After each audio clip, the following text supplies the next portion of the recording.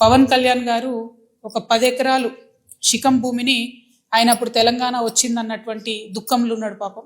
2014లో 11 రోజులు అన్నం తినలేదు, బాగా బాధపడుకుంటా ఏడ్చుకుంటా తెలంగాణలో ఒక 10 ఎకరాల శిఖం భూమిని ఆయన కొనుక్కున్నాడు. అప్పుడు కొనుక్కున్న తర్వాత ఏమైంది, ఆ కొనుక్కునే కన్నా ముందే చాలా చెరువులకు జనరల్గా ఫైనల్ చేసి మ్యాక్సిమం ఫ్లడ్ లెవెల్ అది డిసైడ్ చేయరు.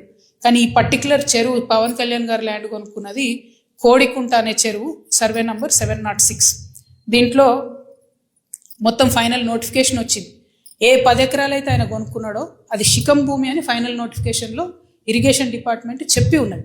పవన్ కళ్యాణ్ గారు నిన్న మాట్లాడుకుంటే ఏమన్నారంటే, నా తప్పు ఉంటే అది శిఖం భూమి అయితే ప్రభుత్వానికి ఇచ్చేస్తాం అన్నారు.